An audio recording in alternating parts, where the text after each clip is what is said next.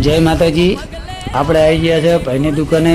જે ભાઈના નામનો ફેસબુકની આઈડી મેં બનાવી હતી, ભાઈનો ખાતા નંબરને નાખ્યું હતું તો ભાઈના ખાતામાં પૈસા આવી ગયા છે। ફેસબુકનું પહેલું પેમેન્ટ એટલે ભાઈની દુકાન ઉપર આવ્યો છું। ભાઈ મને પેમેન્ટ આપે છે 27,000નું। એટલે લેફ્ટ ઉપર બેન વેરીફાઈડ કરું રહ્યો કમ્પ્લીટ।